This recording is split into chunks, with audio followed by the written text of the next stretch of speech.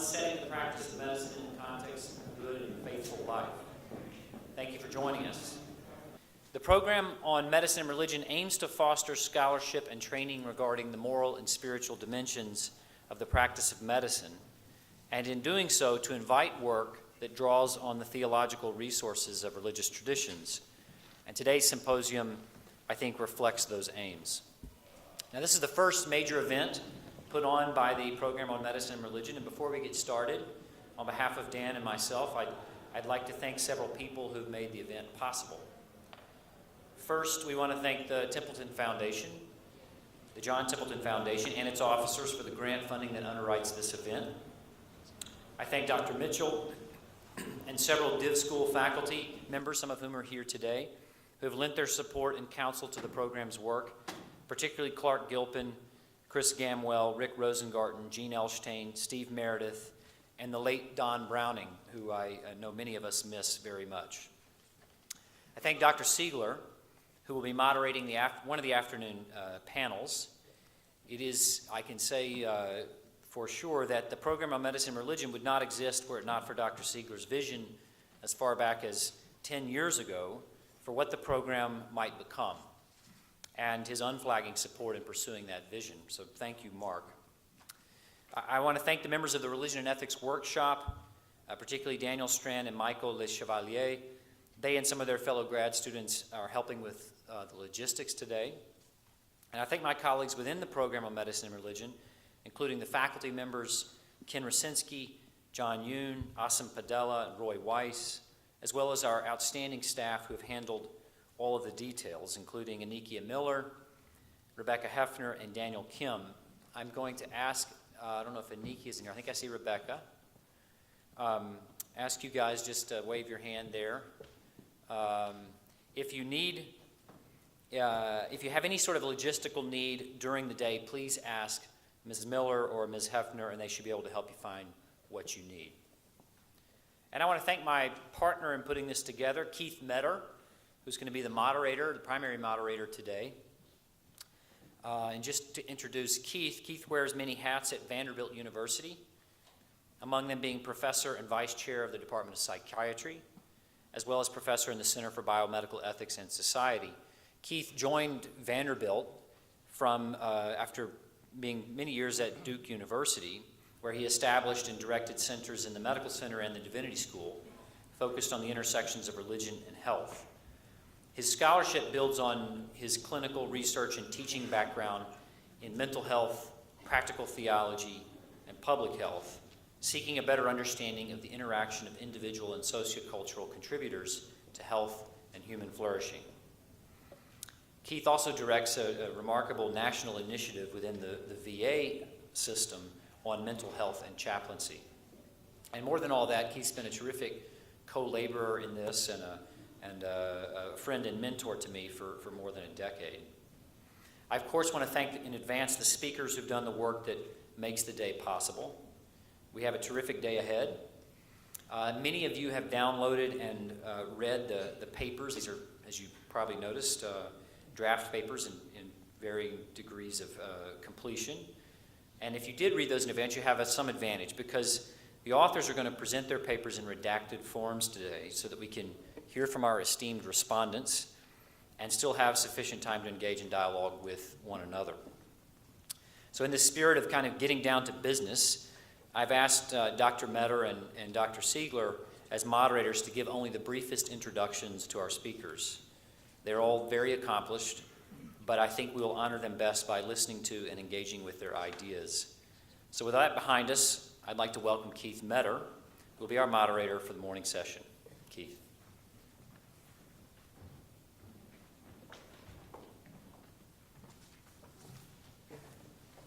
Thank you, Farr. It is truly a delight and privilege to be able to be part of this work with Farr and the many other persons he's articulated at the University of Chicago. So we do count it, those of us who are visiting with you today, as a true privilege to be part of this conversation around these important issues. It is a privilege to be able to moderate this morning, and we will hear brief presentations from Farr as well as from Elliot, Dorff, and Dan Sulmasy. Then we'll take a break before hearing our responses from our two respondents, Lisa Lehman and Martin Marty. In the interest of time, we will just take one or two questions after each speaker if we have time. We're going to be a little pressed. If you look at the schedule, and many of you have presented before, 20 minutes goes very quickly. So we'll do the best we can. If we don't have time during the core presentations, we'll have time in the context of the respondents and the panel discussion. Our first speaker is Dr. Curlin, whom you've already met. And Farr would have me, if I just stayed with the script which he's given me, which he would, I'm sure, prefer, he would have me just say, and you've already met him. But I need to tell you a little bit more about Farr, if that's okay. Farr is truly one of the leading scholars and medical researchers in the field of the intersection of medicine and religion these days. It's phenomenal what he's done in the program here in medicine and religion at the University of Chicago, but his research is consistently noted in the medical literature and throughout meetings across the country and really internationally for issues around physicians, medical providers, and their perspectives and understandings of religion and practices within faith communities and the relevance to the practice of healthcare.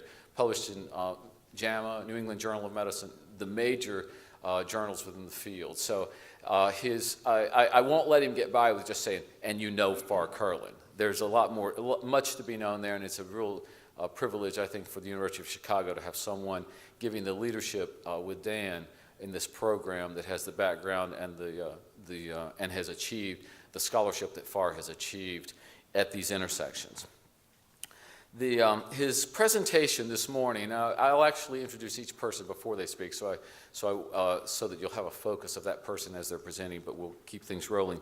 Farr's presentation this morning is, what does any of this have to do with being a physician, irony, and the practice of medicine? Welcome, Farr.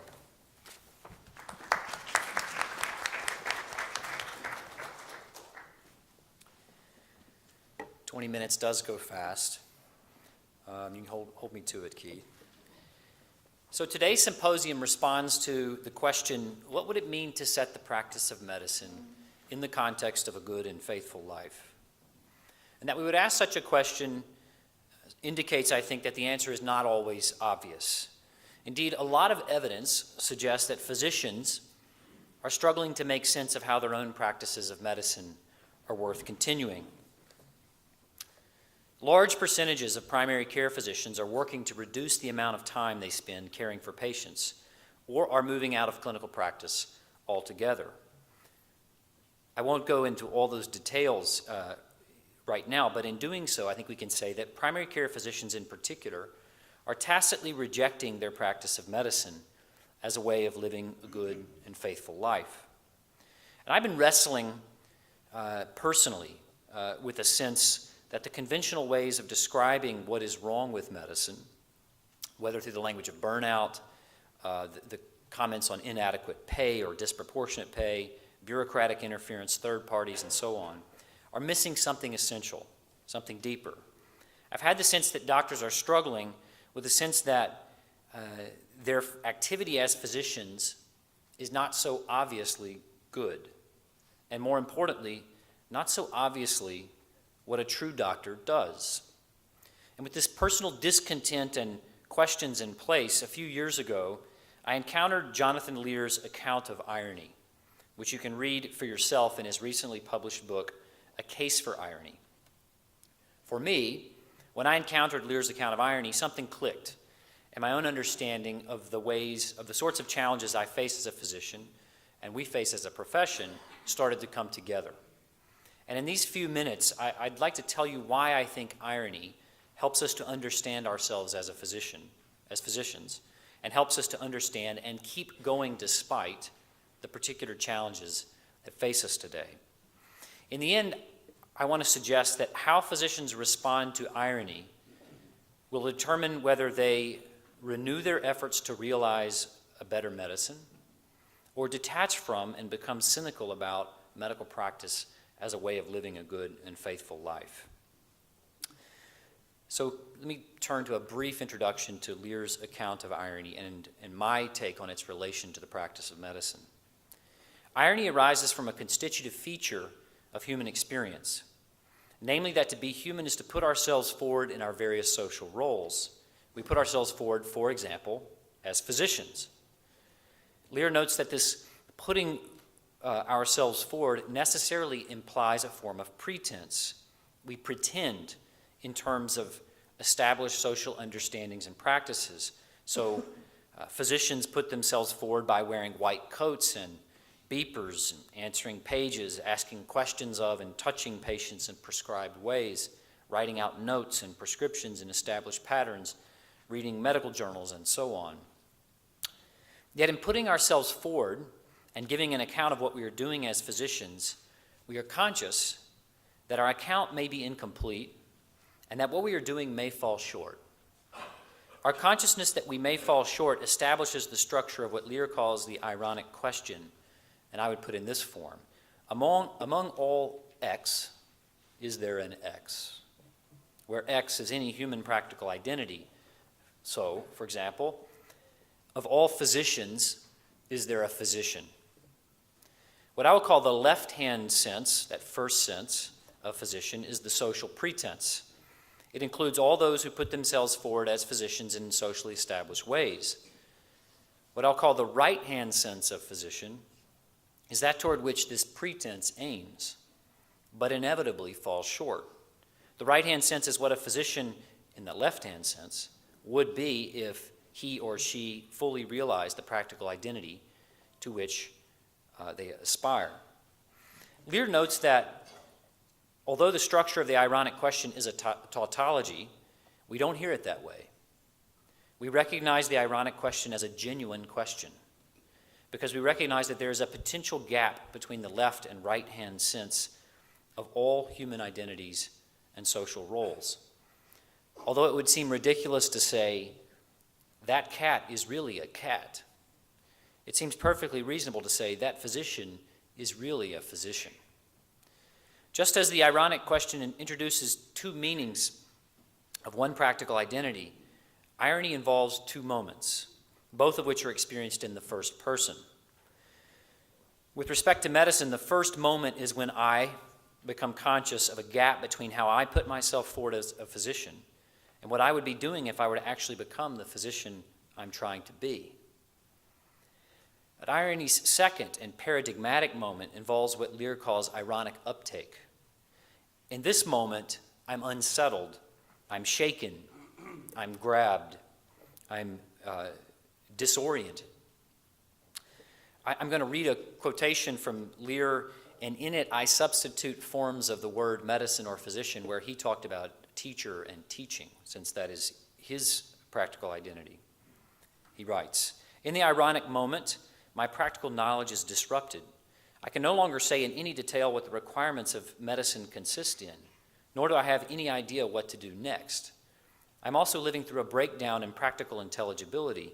I can no longer make sense of myself to myself, and thus can no longer put myself forward to others in terms of my practical identity. That I have lost a sense of what it means to be a physician is revealed by the fact that I can now no longer make sense of what I've been up to. That is, I can certainly see that in the past I was adhering to established norms of medicine or standing back and questioning them in recognized ways. In that sense, my past continues to be intelligible to me. But I now have this question: what does any of that have to do with medicine or being a physician? And if I cannot answer that question, my previous activities now look like hubbub, busyness, confusion. I have lost a sense of how my understanding of my past gives me any basis for what to do next. That is why, in the ironic moment, I am called to a halt." Note that I do not sense in that moment merely that I do not live up to the best socially established standards for medicine. If that were all, I would not be unsettled so much as convicted that I must work harder to live up to that standard. Rather, ironic uptake occurs when I recognize that I do live up to the best socially established standards for medicine, and that's the problem. Because of the second moment, Lear notes, Kierkegaard's ironic observation that becoming human or becoming a physician does not come easily has less to do with the arduousness of a task than with the difficulty of getting the hang of it.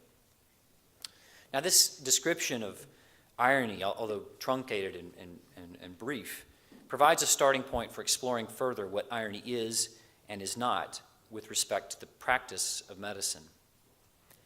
Irony is not, and I can only, again, sketch this here, but irony is not merely consciousness that a given social pretense or practice of medicine falls short of the aspiration toward which it aims.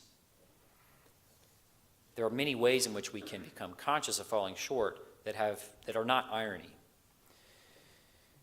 Not merely, nor is irony merely reflection and self-critique.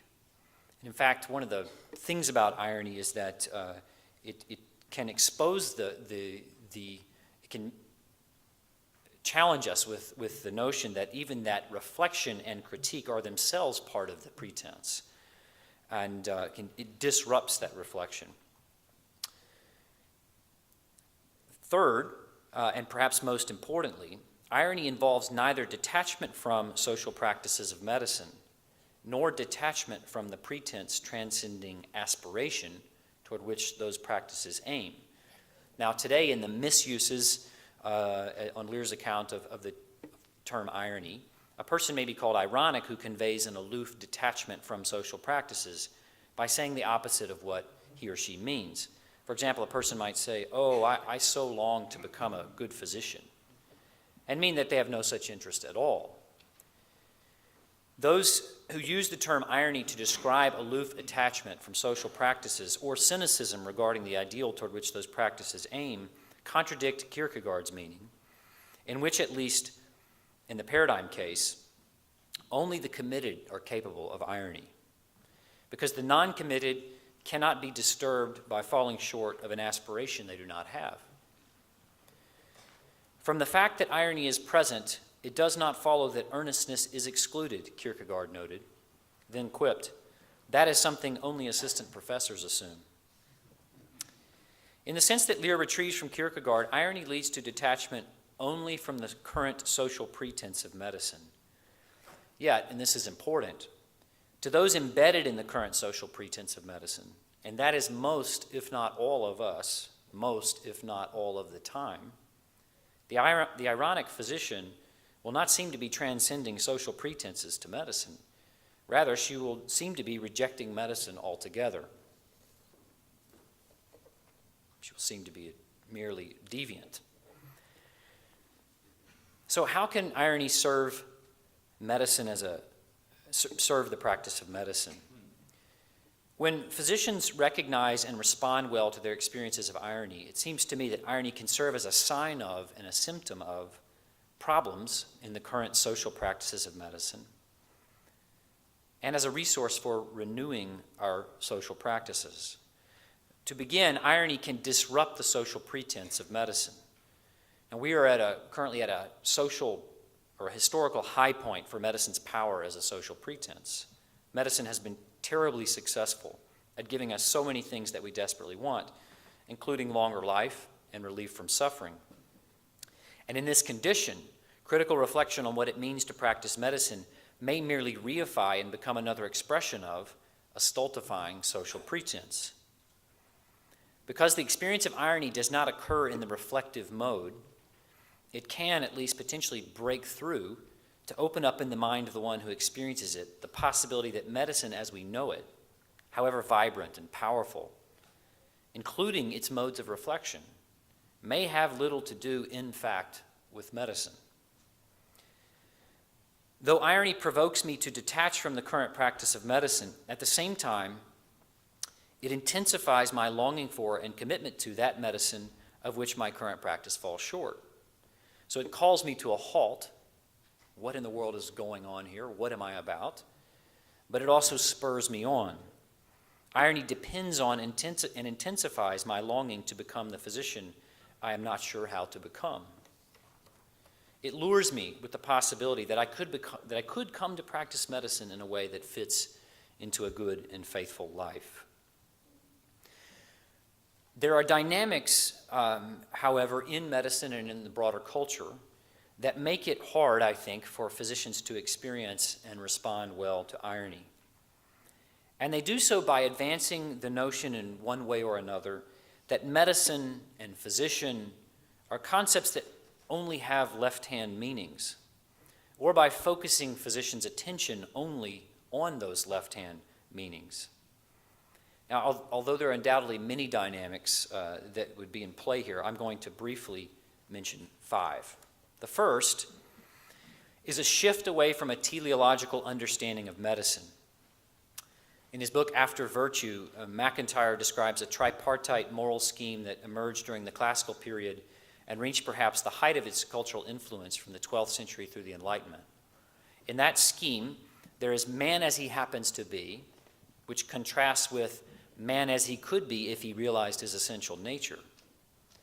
And in between stands ethics, providing direction about how we might move from the first description to the second in order to realize our true nature and our true end, reach our true end. This teleological moral framework seems to me maps very well onto the features of human experience that make irony possible. The first and second descriptions of man map onto the left-hand and right-hand meanings described above. The goal of ethics maps onto what Lear describes as the erotic longing that irony evokes, the longing to become that toward which our current social practices aim but necessarily fall short. And because it maps onto the structure of irony, the scheme, this moral scheme that MacIntyre describes, would seem to render ironic experience intelligible or help to make it intelligible. Within that scheme, a physician would not be surprised to discover that the physician he happens to be falls short of the physician he would be if he realized the physician's essential nature. He would not be surprised to find that he longs to become more fully the physician he is not yet. Yet, over the course of modernity, this teleological way of thinking about medicine seems to have lost its hold on the imagination of most physicians and most critics of medicine. As things currently stand, it seems to me the contemporary medical community is characterized by a deep skepticism about any right-hand sense of medicine against which current social pretenses can be called to account. And that deserves more unpacking than I can do right here, but it seems often, I think, in our culture when someone says, "What does this have to do with medicine?" that would evoke a concern on others that they're basically about to bring out some arbitrary personal morality or preference that they want imposed on other people and other physicians. The second dynamic that makes it hard for physicians to recognize and respond well to irony is the way our culture has come to think of medicine principally as a scientific practice. Over the past 2 centuries, modern science has undergirded radical improvements in all manner of health outcomes. No wonder then that medicine has come to be prized for extending and making good use of that science. The problem is that the discourses and practices of the modern sciences focus entirely on the left-hand sense of reality, by definition. Only the left-hand sense of reality can be measured and counted. And every once in a while, someone protests, "Not everything that counts can be counted, and not everything that can be counted counts." But the protest is weak and defeated. It's true in principle, but irrelevant in scientific practice. In the end, because the right-hand sense of medicine is not susceptible to scientific ways of knowing, the right-hand sense of medicine seems increasingly ephemeral. And increasing scientific knowledge about and techniques for addressing the workings of the body has led predictably to the third dynamic, increased medical specialization. Now, specialization is entirely understandable and to some extent necessary if physicians are to avail themselves of the knowledge and techniques that offer ever new ways of restoring health. Yet, as Dr. Siegler has noted, specialization changes the nature of the doctor-patient relationship by diverting attention away from the patient as an integrated person toward the patient as a collection of different specialized organ systems. And when we can have more complete and scientific knowledge of a thing, as we can of an organ, more so than of a person, it seems to me we don't think of that thing ironically. So again, one might ask, one might ask, of all the patients, is there a patient? No one ever asks, Of all the livers, is there a liver?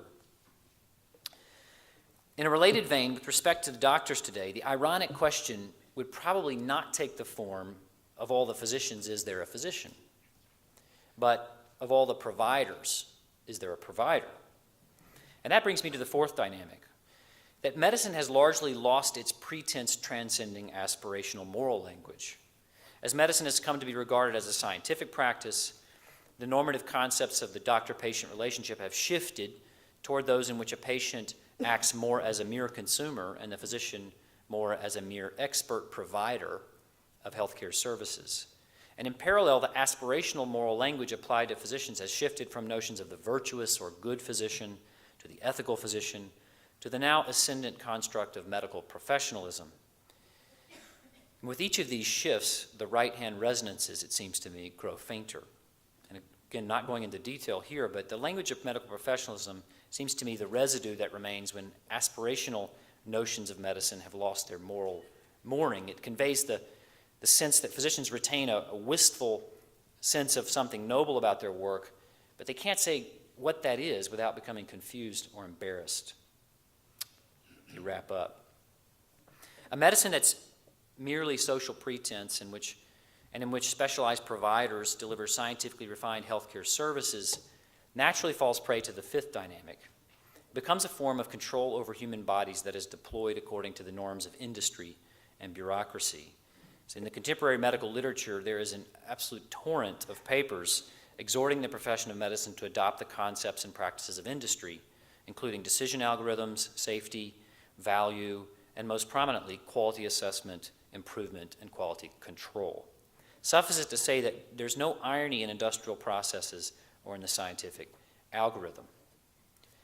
And together, these dynamics make it hard for physicians to experience and respond well to irony. They de-emphasize the aspirational quality of medicine and make it harder, as Lear puts it, for physicians to hear the right-hand resonances of their practical identity. And as a result, I think they make it harder for physicians to hang on to and pursue medicine as a way of living a good and worthy life. Now, in the paper, I go on to talk about what do we need to be able to sustain the conditions necessary for irony within medicine. And I will just say here that I think we need practices and concepts that keep alive the right-hand resonances. This will be your right, my left.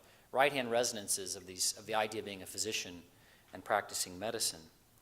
And give us the resources for when we sense that we don't know how to go on, for going on somehow, a new way of going on, in hopes of realizing a fuller practice.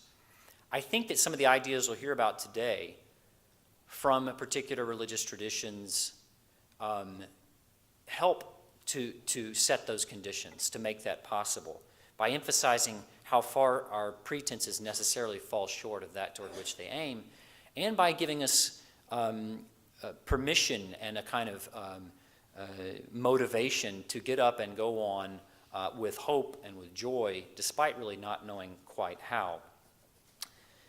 If irony, in the end, I think, indicates a way to deal with the sense of how far we fall short that does not involve burnout and quitting. It helps us recognize the limits of the social pretense of medicine without creating distance from and skepticism about the possibility of a better medicine. It helps me recognize the failure of all that I have done so far while taking the risk of putting myself forward again. Helps me to go on, despite not quite knowing how, in the grand quest of becoming a good physician, of finding that practice of medicine that constitutes a way of living a good and faithful life. Thank you.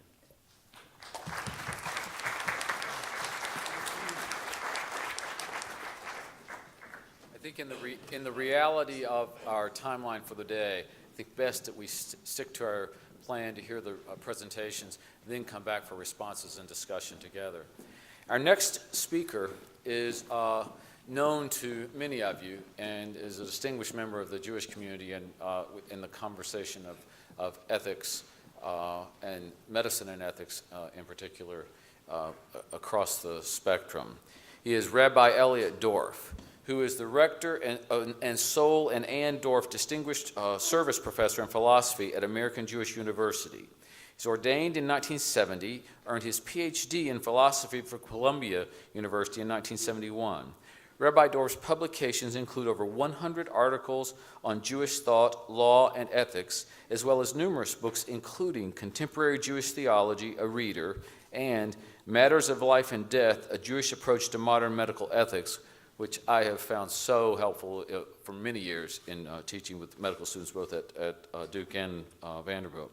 Rabbi Dorff chairs the Conservative Movement's Committee on Jewish Law and Standards, and he has served in an array of leadership capacities in both academic and lay organizations that address these intersections of religion, specifically Judaism within that, and the practice of medicine. Welcome, Rabbi Dorff, on Judaism and the practice of medicine as his presentation. Thank you. I hate to teach my own stuff. So what I'm going to be doing, I assume that many of you have already read the paper and that some of you have not. So what I'm going to be doing is summarizing the paper in 3 points.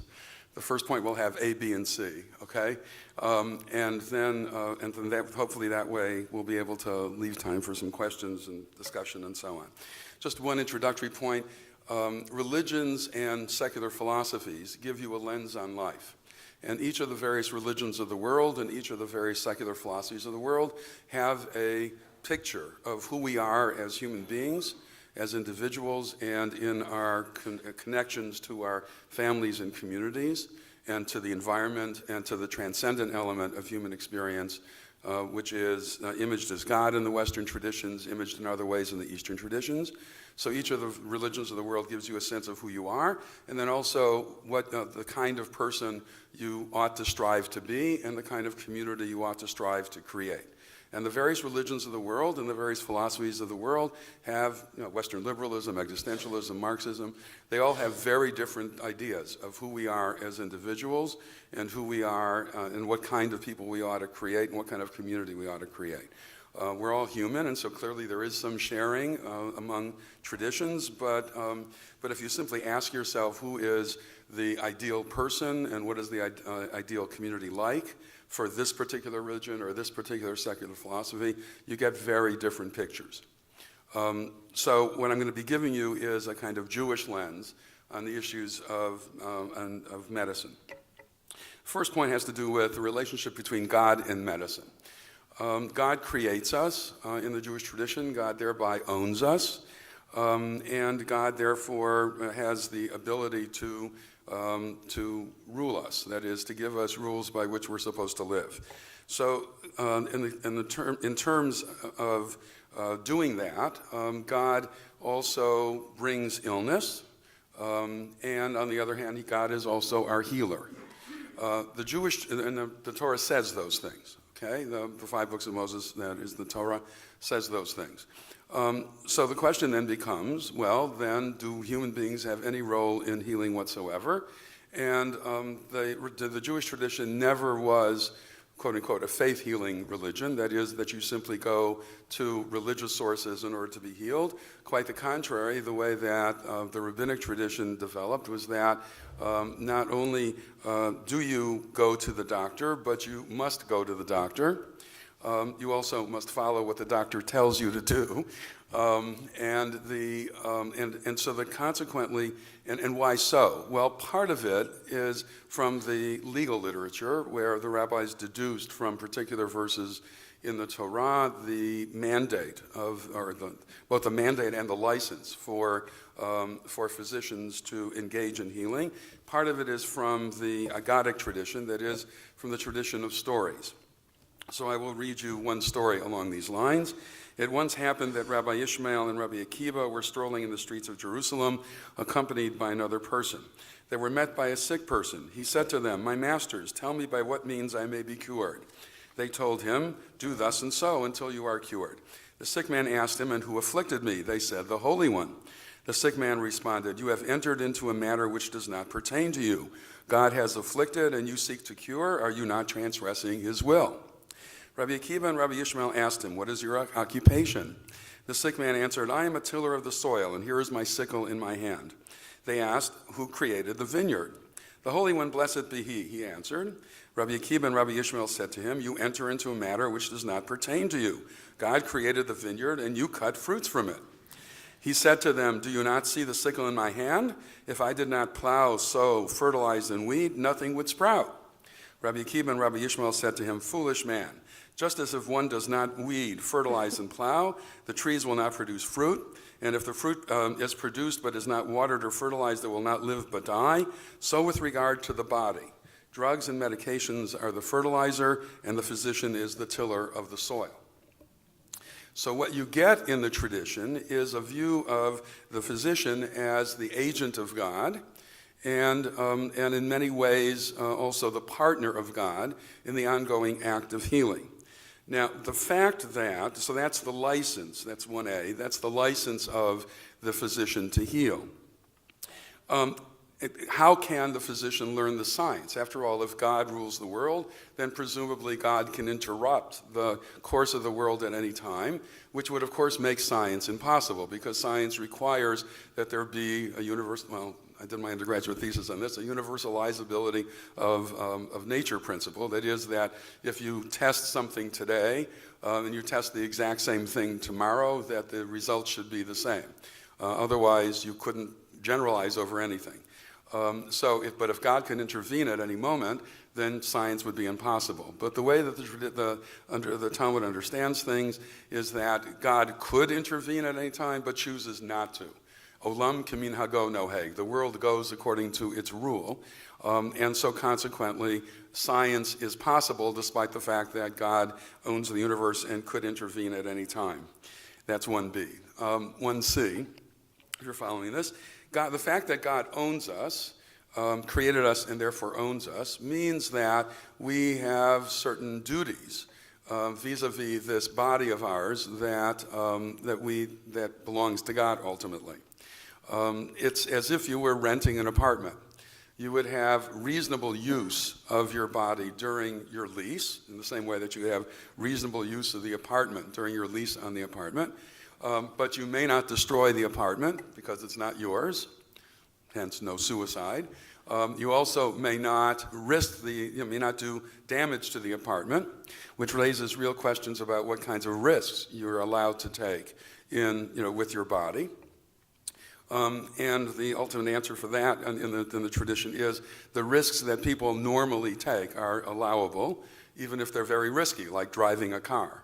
Whereas risks that are not normally taken, you're not, or that are clearly going to lead to major trouble, like drugs, hallucinatory drugs of various sorts, or smoking in our time.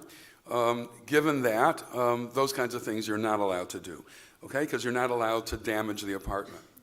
On the other hand, on the other side, you have obligations to maintain this apartment. So rules of proper diet, exercise, hygiene, sleep, those kinds of things, which in the American environment, the Western liberal environment, you do because you want to feel good, you want to look good, you want to get a good job, you want people to like you, all of those kinds of pragmatic things, American pragmatism. In the Jewish tradition, the reason why you do that is because God requires you to do that. Maimonides, in order to maintain this life that belongs to God, Maimonides actually says that anybody who does these kinds of things for pragmatic reasons does it for the wrong reason. You have to do this in order to keep your body in a position so that you can worship God. Because if you're sick, you're not going to be able to do that very well. So these kinds of rules are not just rules that are pragmatic, so that, for example, if I wanted, here's my Achilles heel, if I wanted to eat a half a gallon of ice cream every night of the week, and it might as well be mint chocolate chip, or Cherry Garcia, that stuff is so good. Anyway, right, in the American environment, I might be stupid to do that because I'll gain 500 pounds in no time, and that will have very bad effects on me. But there's no law in the country that I know of that would prohibit me from doing that. But in the Jewish tradition, I'm not allowed to do that because I have to maintain this body of mine that belongs to God. So that's the first level, that's the first set of things that I talk about in the paper, namely the relationship between God and medicine. Second set of things has to do with the fact that the Jewish tradition sees us as integrated persons. Body, mind, emotions, will, the latter of the three of those often called soul. Those things are all part of us, and they very much affect each other. Very different from what happens in a lot of Western philosophic thought, starting with Plato, in which you get a very sharp division between body and mind. And as a matter of fact, in the Western philosophical tradition, the body-mind problem is a stock issue. How, if the body and the mind are so distinct from each other, how are they at all connected? Descartes thought they were connected through the pineal gland. There's a particular gland that somehow or another is the magic place where body and mind are connected. In the Jewish tradition, that whole question never arose. And the reason is because the tradition presumes, yes, we can distinguish the bodily parts of us, the physical parts of us, from the mental parts of us, from the conative, that is the will, parts of us, and from the emotional parts of us. We can, and maybe spiritual if you want to use that term, we can distinguish all of those things, but they are all integrated within us. They don't exist by themselves. And consequently, when we think about treating a patient, we have to think about treating a person. Because everything is going to be affected. I was on this was not in the paper. I was on a committee at UCLA Medical School in the early 1990s, which created a program there called doctoring, which UCLA medical students for the last 20-some years, still to this day, must take all 4 years of medical school. And what it does is deal with all the non-physical aspects of medical care.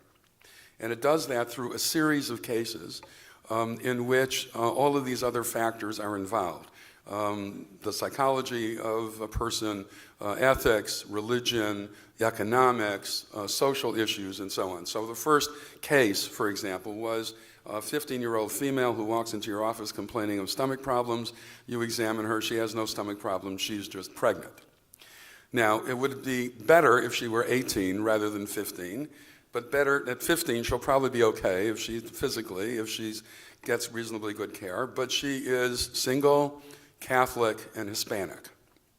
And all of those factors are going to have a lot of effect on what's going to happen in terms of her medical care. Will she get kicked out of her house because she's a single pregnant woman? That can happen in certain cultures. If so, where is she going to live while she has this baby? If not, then is she going to drop out of school? Will she ever be able to get back to school? Who's going to what's going to happen with it? Is abortion a possibility? She's Catholic, probably not, but you never know. As some of my priest friends say, the American Catholic Church is the Pope's loyal opposition. So you never know, okay? But probably not. Will she give the child up for adoption after the child is born? Or will she continue to be the mother of it? Where's the father in all of this? Now, the doctor doesn't have to deal with all of those things, but the doctor better know how these things are being handled, or otherwise all of these other things will very much affect what the doctor says to this particular patient and what the doctor does. And so seeing and by the way, we have very good evidence that about 50% of prescriptions that doctors order never are either filled or taken, right? So, it's really important that doctors come to know the patient as a person. Why are they not filled or taken? Sometimes because they just don't, they speak a different language. I live in Los Angeles. The LA Times did a survey of the students at Hollywood High School, 70 different native languages. Okay, so sometimes they just don't understand the language. Sometimes they're not brought on board to understand why they should do this. Sometimes they can't afford the medication, and they're embarrassed to tell that to the doctor. Sometimes they're worried about side effects, all kinds of things, right? So it's really important to see the patient as a person, and to deal and to interact with the patient in that kind of a way. It's also important to see the doctor as a person. A doctor is not simply a professional a doctor is not a mechanic who's dealing with a car that's ailing. A doctor is a person who is interacting with another person. and has particular expertise to help that other person, but needs to interact in some kind of a personal way. Because doctors that burn out are very often doctors who are not able to be able to integrate their own personhood into their profession. So the second piece of this is that we have to see people, both physicians and patients, as integrated wholes. And they are not only integrated within themselves, they are integrated within their communities. And so it's really important to bring family and community on board in terms of the ongoing health of every one of us, but also of people who happen to be sick. This leads to the obligation of the Jewish tradition of Bikur Cholim, of visiting the sick, because illness is isolating, and nobody, you're not going to see the person in the usual places. You have to go to the hospital, you have to pay for parking, you have to find out where the patient is, and when you get there, the likelihood is, the patient's asleep or out for tests, and you're not going to be, that doesn't encourage you to come back. But illness is isolating, illness is debilitating, and so the last thing you want to do when you go and visit a patient is stand, because this body language says what? I'm in control and you're not. That's the last thing you want to do. Doctors, sit down, okay? And that's what the Jewish legal tradition actually says. The visitor may not have his or her head higher than the patient's head. Because you don't want to enforce a sense of disability. This is partially recognizing the personhood of the patient, right? What do you talk about? You talk about those things, the same sorts of things that you would talk about if the patient were well, because illness is also infantilizing. And believe me, a lot of experience with this. Both patients and visitors get very tired very quickly about talking about the weather and the food, maybe a minute. Okay? So what do you talk about? Well, you talk about what you would usually talk about. You name it, politics, sports, movies, whatever it is that you do, that you talk about. Because what are you doing when you talk about those things to a patient? You're saying you're still an adult. You're still somebody whose opinion counts. And so when you are dealing with a person as a patient, as a person, what you need to do is treat that person as the adult he or she is. And even with the child, by the way, you don't talk down to the child. You talk at the same level as you would normally talk if the child were well. Okay, God in medicine was number one. Integrated person within a community is number two. Third, limits. Our ancestors knew quite well what their limits were in terms of creating cure. Preventive medicine wasn't bad, actually, through into the 20th century. Some of that preventive medicine is already in the Torah itself. When I grew up in Milwaukee. When I was 11 years old, I got measles, and the Milwaukee County Health Department came and quarantined our house. So that meant that my sister and I were stuck in the house for a month, and only my parents could come back in and out. 2 years later, I got chicken pox, same thing, okay? Well, quarantine is already in the Bible. Quarantine is Leviticus chapter 12, if you want to take a look at it. There they were dealing with what's usually called leprosy. It's probably a different skin disease than that. But in any case, and what happened? The person was quarantined. So they already had a sense of how you stop communicable diseases. The rabbis already have a sense that you shouldn't eat too much. Fruits and vegetables are better than the sugars and things on that order. Those kinds of things are already in rabbinic literature. Curative medicine, though, was really not very advanced until the 20th century. The sulfa drugs, later on antibiotics, and then an absolute explosion of what medicine has been able to do with us and for us in the last century, in the last 50 years in particular. Life expectancy in this country was 45 or so in the year 1900. It was 76 in the year 2000. Nothing short of amazing. Most of that is public health measures, but some of it is antibiotics, and some of it is the development of medicine.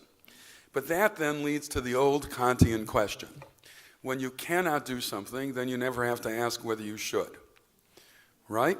But as soon as you can do something, then you do have to ask whether you should, because there are all kinds of things that you can do that you should not do. You can smoke, but you shouldn't. You can abuse drugs or alcohol, but you should not. You can eat that half gallon of ice cream every night of the week, but you should not. Well, the same sort of thing now, with all of the advances of medicine, has put that Kantian question to us in very sharp relief.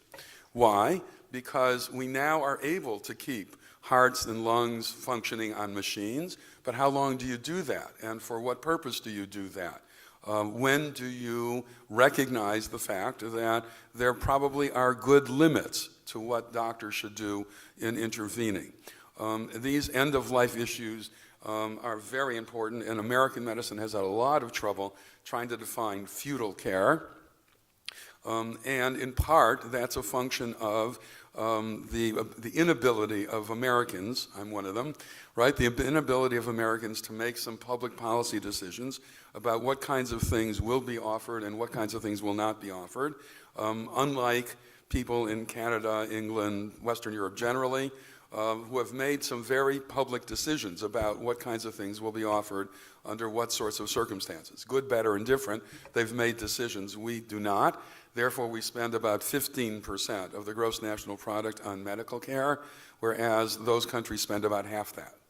And it's come to roost. I mean, we're going to have to figure out how we are going to handle medical care and what are going to be the limits of medical care as time goes on. Yes, I know we spend $1 billion a day or something like that in Iraq, and that's probably a good way to get some more money for medical care and for other important things. But one needs to know that already in the Talmud, medical care was something that the community had to fund, but it also had to fund a lot of other important things, like roads and bridges and schools and water. I mean, potable water and things on that order, sanitation facilities. So already, I mean, the Talmud already deals with the fact that that a community needs to have a variety of different facilities.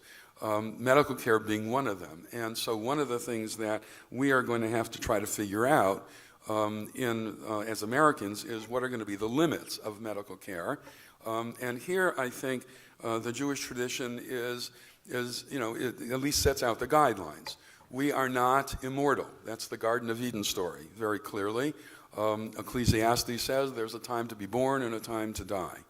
And we need to be able to figure that out much more carefully and help people in the dying process. I was a member of the first Jewish Hospice Commission in the United States, started in 1983 in Los Angeles, and there I became chair of it. That's a very new thing for us Jews, because Jews tend to be very aggressive in medical care.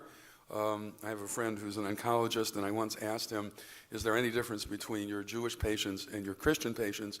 And without thinking a moment, he said yes. When I tell a Christian patient, I'm just telling you what he told me. I don't know if it's true.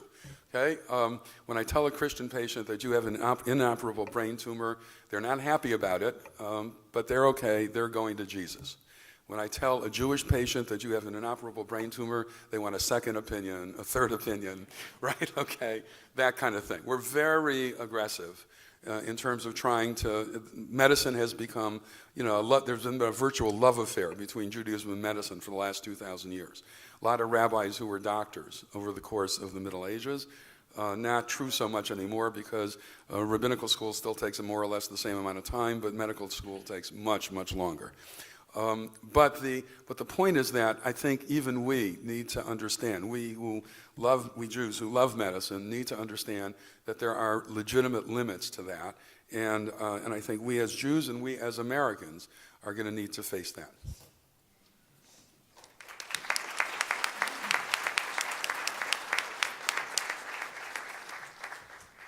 Thank you, Elliot. Okay, our final presentation of the morning, before we have a little break and then get on to our respondents, is Dr. Dan Sulmasy. Dr. Sulmasy is Kilbride Clinton Professor of Medicine and Ethics in the Departments of Medicine and in the Department of Medicine and in the Divinity School here at the University of Chicago. He also serves as Associate Director of the McLean Center for Clinical Medical Ethics and is co-director of the Program on Medicine and Religion with Dr. Curlin. In his spare time, Dan serves on the Presidential Commission for the Study of Bioethical Issues. Apropos to today's session, he has authored 3 books about the spiritual dimensions of medicine. I understand that he's working on a 4th and a 5th and a 6th. No. Dan's paper is entitled, and I must say, I mean, all of those books are seminal works that are important in the education of medical students and in the conversations that we're talking about today. Truly significant works. His paper today is entitled Christian Witness in Healthcare. Dan?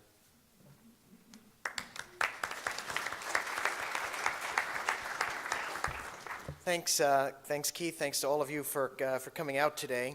I'm going to use slides. I'm also not going to be so much explaining the Christian view to others today, but in some ways arguing for a particular view of the relationship between Christian faith and life. And now this is not I don't think, in opposition to the Pope. In fact, I'm humble enough to suspect he doesn't even care enough to listen to see whether I am in opposition or not. I'll thank the idea for this, in some ways indirectly, comes from David Solomon. I was going to write on virtue. David, when we were going around in our first working group, said he wanted to write on virtue, and I was in a panic because I was the last one. But fortunately, Stanley Hauerwas said something as he was explaining what he was doing that I said, oh, I could do that. I could write about witness. And I thought it was going to be an easy task, that I just take something off the shelf on witness and apply it to medicine, but that turned out not to be the case, so it was a mixed blessing. I spent a lot of time on this project. So I thank the rest of the group members along the way, and also the reviewers whose comments I'll get to at the end of the presentation here. I haven't incorporated them into the current draft. So witness is something that's often invoked in Christian ethics and Christian theology in general, but there's been very little written, actually, about Christian witness as a theological concept. I tried something that I thought was great called The Moment of Christian Witness from Hans Urs von Balthasar, but it turns out to be just an attack on Karl Barth. I'm sorry, no, actually on Karl Rahner, I'm sorry. And then I found a few things, an essay that was interesting from Paul Ricoeur, and then some things in Church Dogmatics from Barth, who uses, again, the word a lot, but doesn't really have major passages, only a few that are really devoted to developing this as a theme. So it's actually been fairly challenging that I wound up having to do this myself. And so then, if I'm doing it myself, since I'm trained in analytic philosophy and not primarily theology, I begin by this sort of linguistic analysis, which, if you've read the paper, gets maybe a little painful. But in some ways, I think that it's very useful to recognize that the word has many different senses, all of which actually are theologically important and interesting. It's in 2 senses a verb and in 2 senses a noun. Witness can mean to witness in the sense of witnessing an event, to experience the event, to see it, to experience it some other way. It can also mean to testify about an event that one has experienced. And we've got to be careful not to conflate those in our use of the word. Witness as a noun can refer to the person who reports on the event, and it can also refer to the content of that report, what's sometimes called testimony.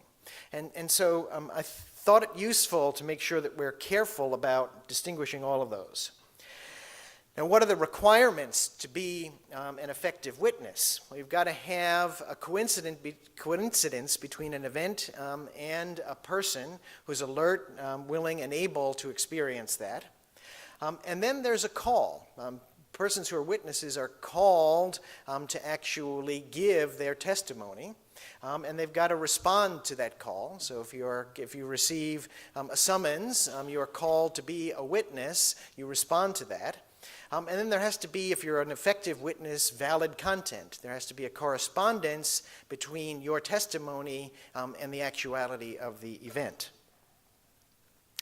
Now, witness is used in the Christian scriptures, and there's, again, some confusion about this because the word that's used in Greek is martus, which really means a legal witness. And there can also be false witnesses, and that word is used in the scripture.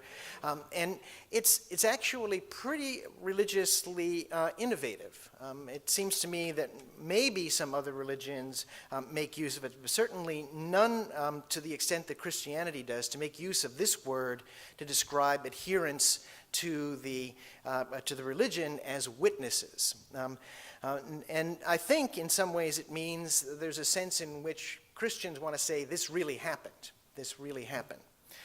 Now, martyrdom is really a post-scriptural use of the word. It's maybe the ultimate consequence of being a witness, but I think we have to be careful when we go back to scriptural use that it's not the paradigmatic scriptural use of the word. So where can people today witness Christ? Again, within the context of Christian theology. I think there are three contexts or settings. One is the church, one is Scripture, and one is in the world. I do a little bit of talking about the book of nature, as is described both by Bonaventure and by Calvin as well. There is one characteristic that I develop a little bit, that Christian witness is different from other senses in that it is expected to be transformative.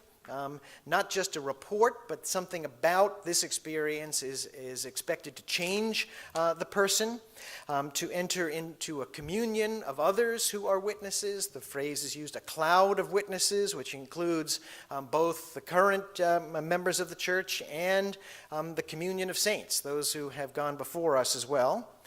And it's not something that the Christian is said to possess, but rather a pointing at this event.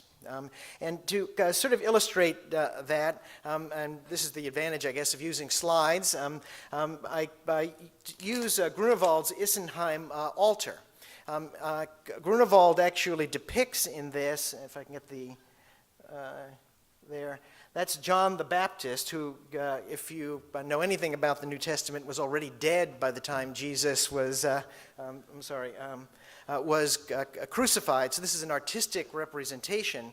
It turns out that this was very significant painting for Karl Barth, and he had a reproduction of this painting over his desk for almost his entire career. And I think it's because he takes John the Baptist to be the paradigmatic witness, the one who is continuously pointing to Christ, to the Christ event, and that's what's depicted in this. It's in Colmar, France, if you ever got a chance to go there. I saw it by playing hooky at a bioethics conference in Freiburg, and that was... Now, witness is also something that for Christian theology I think is necessary, and Stanley Hauerwas is helpful in pointing out that the world is not logically necessary according to Christian theology. If it was, then we could just deduce the existence of God, of Christ, and all that we need to know to live fully. But in fact, it's contingent. It's purely a free gift of God. And if it's contingent, then you can't know it scientifically. You can only know it by the chain of witnesses. And Ricoeur was instructive in talking about witness and pointing to what is ineffable. It also becomes then, as transformative, a call to holiness. I'll skip through that a little bit here to get to some of where Barth was very helpful in talking about this holiness to which the transformative witness of a Christian is divided into love in word, love in deed, and love in attitude.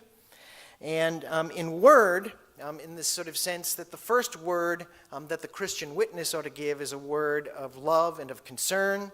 And importantly, and this is a great insight from Barth, that a witness is always someone who responds to another person's question. You don't intrude on a neighbor if you are treating them as your neighbor. You might always be prepared to give a reason for the hope that is within you, but the first word of Christian witness is to respond to the question of the person before you who is your neighbor. The response in deed means concrete assistance to one's neighbor. If the person says, if the person's question is, can you help me in my sickness, then the response of the witness to that question will be, in fact, concrete assistance.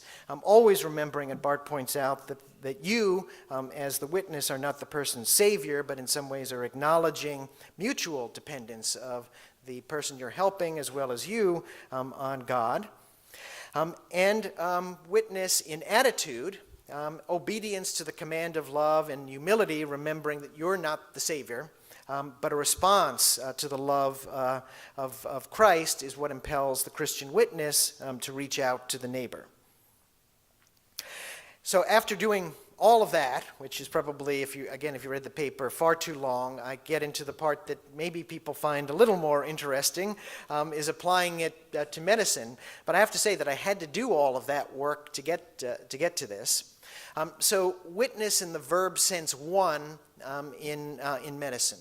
And that means that we have to be careful to recognize that there is no witnessing, verb sense two, to patients without witnessing, in a verb sense one, the reality to which we are claiming to be witnesses if we're practicing medicine as Christians.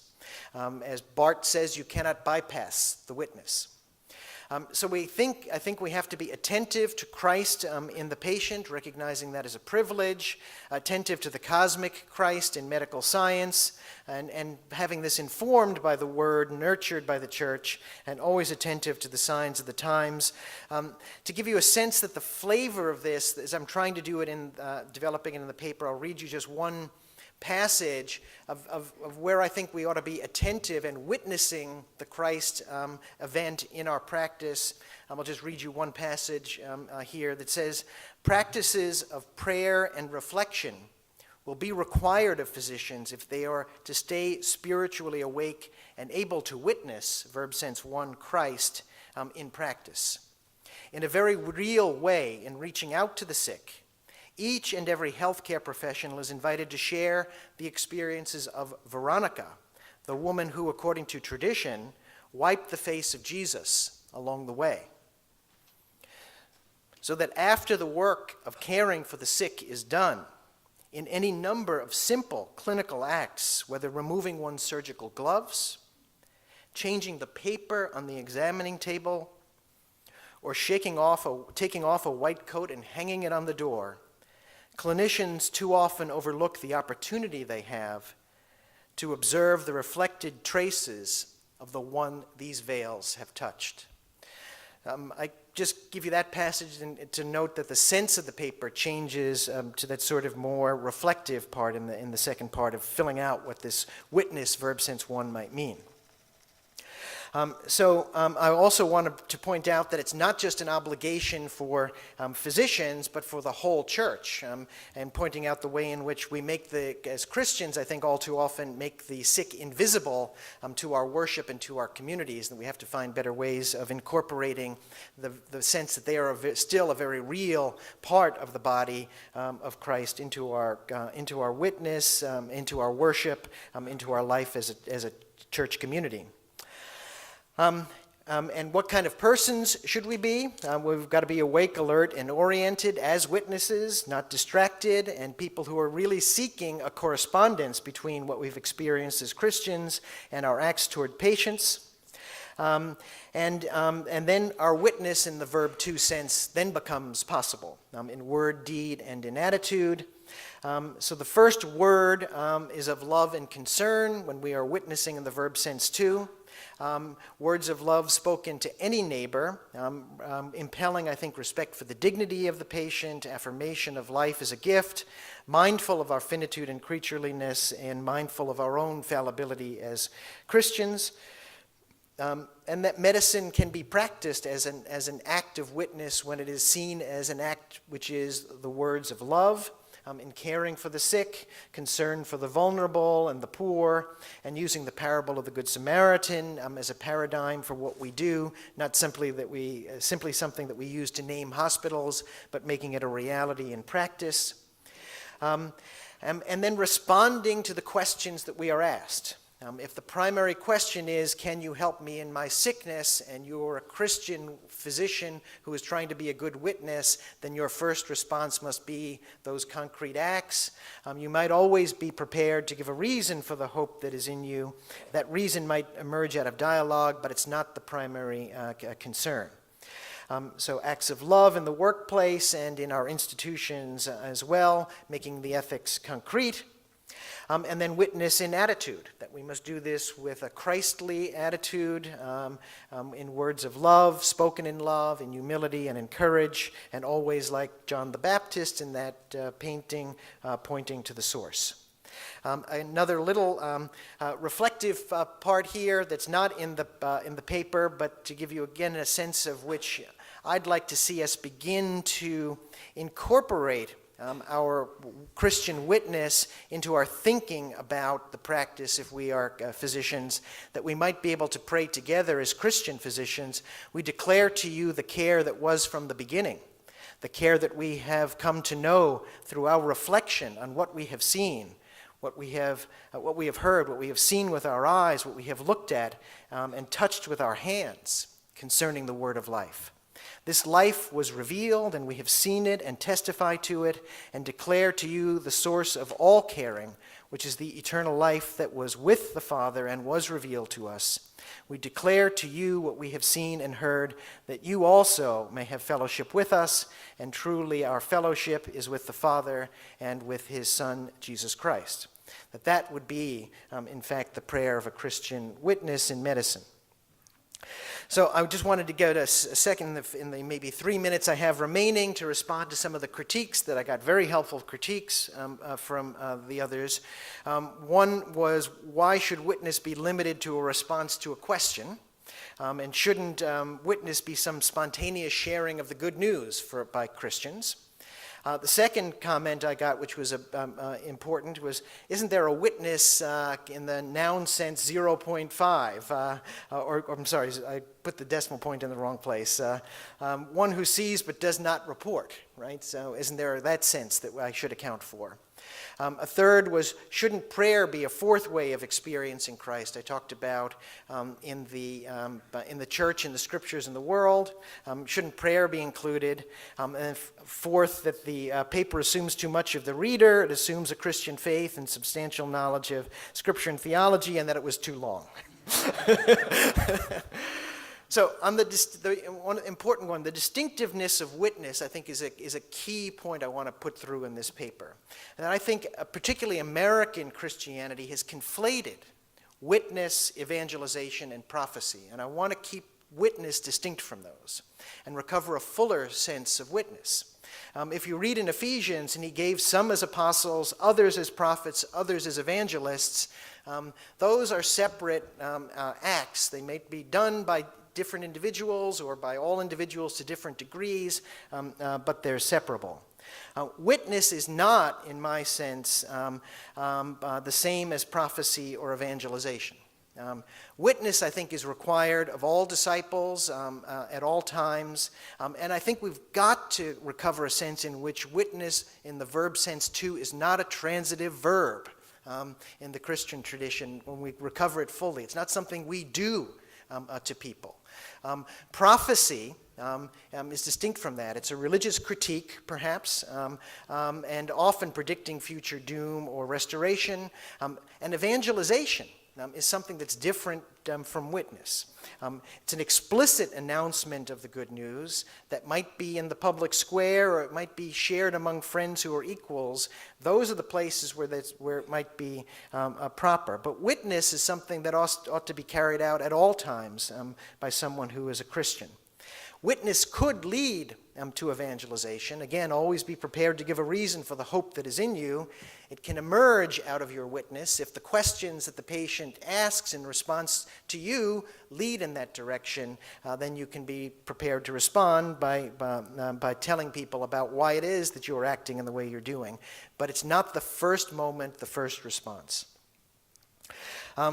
Is there this fifth sense of witness? Well, my Franciscan roots make me want to plead Occam here and say, isn't four enough? Do I have to add a fifth? I think one can experience something and refuse to testify about it.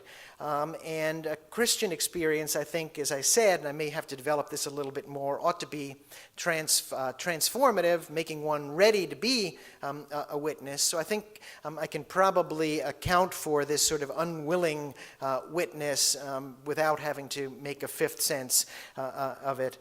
Obviously, when people are asking, can I have a witness, they want somebody to talk. They don't want the person to just sit there. So I think giving the testimony is part of being a witness. Another critique which I've found very useful that I didn't say enough about prayer, shouldn't prayer be a fourth way of experiencing Christ? Again, I want to plead Achaemite economy isn't three enough, but I think this was a well-taken point, and I think it was Dan Hall who made it. But I think the way I want to respond when I revise it is to say that private prayer is a mode of experience, and that what I was talking about in church, scripture, and world, that should be there's an L missing in that. I finished the slides at 7:33 this morning. In fact, in those three settings, we can experience the Christ event, and it may be that private prayer has a moment as a mode of experience in all three of those settings, and I think that's the way I'll respond to that. The final two critiques that I assume too much. Fair enough. I'd be interested to hear what some non-Christian readers might think of it, whether I am assuming too much. Again, the purpose of this project, I thought, was to allow me to write within my tradition, recognizing now that I want to make sure that I'm not so insular that I'm not able to be communicating to people who are not of the Christian tradition. And then, again, the question of whether I was too insensitive to those who are not theologically trained or steeped in Scripture. Again, I can probably do a little more explaining. And it's too long. Yes, I know it's too long. It took me a long time to do it. Maybe that's because I therefore wanted to inflict that on all the readers. But I do need to do all the work of the theology, basic theology, to be able to get to the applications to medicine. But maybe, as Farr said, that'll be for the book after the next. So we'll see. So thank you very much. Thank you.